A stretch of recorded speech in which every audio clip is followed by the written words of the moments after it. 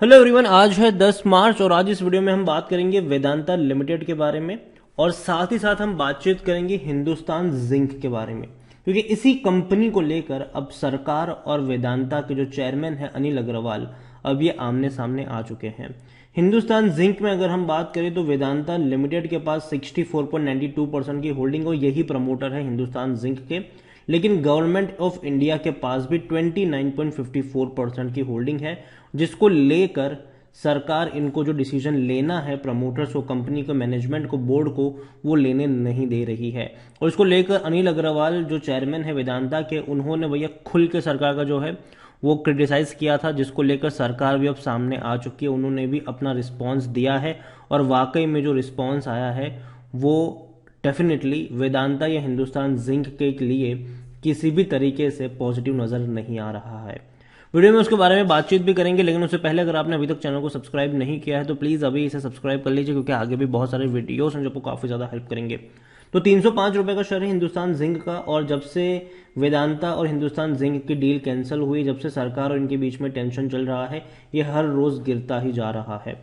Vedanta limited भी अगर हम देखें तो यहां पर भी थोड़ी बहुत प्रॉफिट बुकिंग हमें देखने को मिल रही है। डेट को लेकर भी गिरावट है और अभी सरकार के साथ भी इनका कुछ ठीक ठाक नहीं चल रहा है। तो यहां पर अगर आप देखोगे तो वेदांता में हुआ क्या, तो वेदांता का जो रिसेंट स्टेटमेंट आया है एक्शन और हिंदुस्तान जिंक, वो सरकार को पसंद नहीं आया है और ये सीएनबीसी की एक्सक्लूसिव रिपोर्ट्स हैं। यहां पर अगर आप देखोगे कि government term Hindustan decision to approve the acquisition Vedanta global zinc assets irresponsible as company is currently in. अभी देखो सरकार का सिंपल यही कहना है, गवर्नमेंट का यही कहना है कि आप ऐसे वक्त में ये स्टेटमेंट दे रहे हो जब हम ऑलरेडी लॉन्चिंग करने जा रहे हैं हिंदुस्तान जिंक का ऑफर फॉर सेल। अब आपके इस स्टेटमेंट की वजह से शेयर में गिरावट आ रही है, उसकी वजह से हम जिस प्राइस पे शेयर बेचना चाहते थे वहां पर बेच नहीं पा रहे हैं। Hindustan zinc did not have any detail consultation with the government before agreeing to buy Vedanta's global zinc asset. तो यहां पर यही है कि उन्होंने बताया कि देखो हमको इन्फॉर्म ही नहीं किया गया इसके बारे में। यहां पर वेदांता रिसोर्सेज जो चेयरमैन है अनिल अग्रवाल, उन्होंने कहा कि government's plan to offload stake in Hindustan zinc via, देखो सरकार प्लान कर रही है, उन्होंने ये कहा था 3 मार्च को कि सरकार प्लान कर रही है ऑफर फॉर सेल का। Government has agreed that they will sell 100% shares 20 years back, मतलब 20 साल पहले सरकार ने बोला था कि वो 100% शेयर बेच देंगे। So how much will you hold our leg and not allow us to run. अब उनका ये कहना है कि देखो जब आपने बोला था 20 साल पहले कि आप ऐसा करोगे, तो अभी भी हमारे पैर को क्यों बांधे रखे हो आप लोग और हमें काम करने क्यों नहीं दे रहे हो। They have to take decision to डाइवर्स the 29% stake. The company has to be run by the board not by the government. और ये बहुत बड़ा स्टेटमेंट था इनकी तरफ से। और इनके रिस्पॉन्स में गवर्नमेंट ने कहा कि government has not been able to sell a stake due to various litigations and supreme court. The source further added that there and even, अगर आप प्रोसेस की बात करो तो ऐसा नहीं होगा कि सारे के सारे जो शेयर्स है वो एक ही ट्रांजेक्शन में बेचे जाएंगे, जी नहीं, 2-3 बार में बेचे जाएंगे। Government plans to selling the stake Hindustan Zinc in multiple transaction keeping in mind the current market condition. As per SEBI regulation, Vedanta cannot buy more than third of the share. तो simple सी बात है, 75% से ज्यादा का ये नहीं bye कर सकते, लेकिन हाँ OFS में ये पार्टिसिपेट कर सकते हैं, क्योंकि अभी भी 65 इनकी होल्डिंग देखा जाए तो 65% के आसपास है। There is no question of selling the government stake Hindustan zinc directly to Vedanta. Simple सी बात है, देखो बेचेंगे ये, लेकिन यहां पर उन्होंने जो कहा है वो बहुत बड़ी बात है। यहां पर यह है कि I have only one goal and that is to double the size of the Hindustan Zinc, जो वेदांता के चेयरमैन की तरफ से बताया गया था, जिसने हिंदुस्तान जिंक की वाट लगा के रखी। यहां पर उनका ये कहना है कि I have only one goal to double the size of Hindustan Zinc. If the government wants to come out of this then they have be to bold take decision. मतलब सिंपल सी बात है, सरकार अगर हिंदुस्तान जिंक से हट जाती है तो हम बोल्ड डिसीजन ले पाएंगे।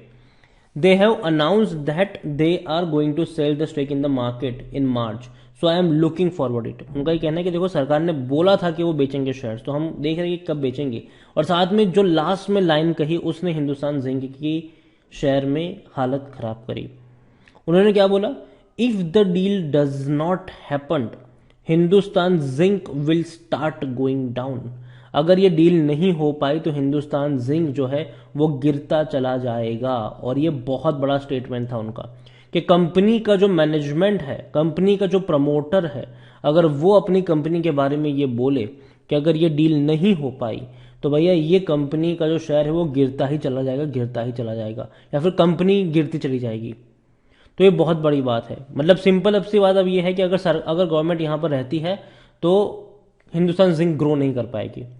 ये स्टेटमेंट है इनका। और जब तक अब सरकार यहाँ से निकलेगी नहीं, इनके अच्छे दिन मुश्किल नजर आ रही है। कहना है कंपनी का ठीक है, मैनेजमेंट का ही कहना है, और ये बहुत बड़ी बात होती है। और यहाँ पर हिंदुस्तान जिंक की अगर हम बात करने जाए तो यहाँ पर पिछले एक साल में अगर आप देखोगे तो पिछले एक साल के अंदर हिंदुस्तान जिंक में 2.5% की गिरावट भी है। कोविड के टाइम पे 250 रुपये तक गया था, ठीक है, सॉरी कोविड के टाइम में तब तो और ज़्यादा गिरावट थी यहाँ पर। अगर मैं 3 साल का ग्राफ आपको दिखाऊं तो कोविड के टाइम पर 125 रुपये का था, और अब तक का जो सबसे बड़ा हाई है वो 388 रुपये के आसपास है। तो कोई उतनी बड़ी गिरावट मेरे हिसाब से नहीं आई है, ये उतनी बड़ी गिरावट नहीं है। ऐसे पहले भी हम देख चुके हैं बीच बीच में गिरावट, 250 रुपये तक भी बीच में ये चला गया था। हिंदुस्तान जिंक देखा जाए तो लार्ज कैप हमने 1,30,000 करोड़ के आसपास का ऐसा मार्केट कैप है। और यहाँ पर भी अगर बात करोगे तो जो वेदांता में डिविडेंड बहुत अच्छा पे करता है, यहाँ पर भी अगर हम बात करें डिविडेंड की तो यहाँ पर भी डिविडेंड भर भर के पे करते हैं। ये पिछले साल 2 बार पे किया था डिविडेंड, 21 रुपये और 15 रुपये 50 पैसे पिछले साल। इस साल भी इन्होंने 13 रुपये का डिविडेंड पे कर दिया है। तो देखा जाए तो बहुत अच्छा डिविडेंड पेइंग शेयर कह सकते हो हिंदुस्तान जिंक को, और काफ़ी भारी भरकम डिविडेंड ये भी पे कर रहा है। इनका भी अगर आप देखोगे तो रेवेन्यू ज़्यादा ही है, 29,000 करोड़ के आसपास का रेवेन्यू है। प्रॉफिट भी अगर हम देखेंगे तो 9,600 करोड़ के आसपास का प्रॉफिट है, और अच्छा प्रॉफिट मैं कहूँगा। हिंदुस्तान जिंक में अगर लेटेस्ट बात करें तो इनका जो क्वार्टरली प्रॉफिट भी 2,000 करोड़ के आसपास देखने को मिल रहा है, जो कि थोड़ा सा कम है पिछले साल के मुकाबले।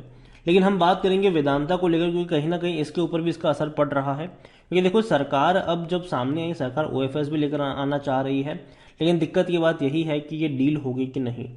अपने जो ग्लोबल जिंक असेट्स है उसको हिंदुस्तान जिंक को ये बेच पाएंगे कि नहीं। अगर मान लो कि कल को सरकार मान जाती है तो वेदांता में एक बहुत बड़ी जंप आपको देखने को मिल जाएगी। रीजन क्या है कि वेदांता के ऊपर भी कई सारा डेट है, वेदांता को भी ये डेट चुकाना है। हालांकि उसको लेकर मैंने कल भी एक वीडियो बना था जहां पर मैंने कहा था कि उसको लेकर भी अनिल अग्रवाल ने कहा है कि देखो जो इनको पैसा चुकाना है वो इनके सामने चने ममरे की तरह है, क्योंकि कंपनी खुद ही इतना सारा प्रॉफिट कर रही है कि कोई बड़ी बात नहीं है उनके लिए। अभी कंपनी ने ऑलरेडी अगर हम देखें तो $13 बिलियन का डेट है इनके ऊपर, जिनमें से $2 बिलियन इन्होंने अभी हाल फिलहाल में चुकाए भी थे, और अभी आने वाले दौर में और मतलब डेट कम करने का प्लान है इनका। जिनमें से देखा जाए तो हिंदुस्तान जिंक जो अपना असेट्स बेचने वाले थे वहीं से $2 बिलियन तक का पैसा आने वाला था इनका, लेकिन अब ये हो नहीं पा रहा है।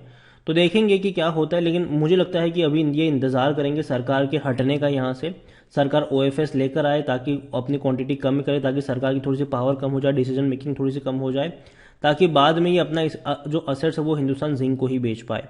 रीज़न सिंपल है कि अगर हिंदुस्तान जिंक को ये असेट्स बेचते हैं तो हिंदुस्तान जिंक से मतलब हिंदुस्तान जिंक के पेपर से पैसा इनके पास आ जाएगा, वेदांता में ट्रांसफर हो जाएगा पैसा।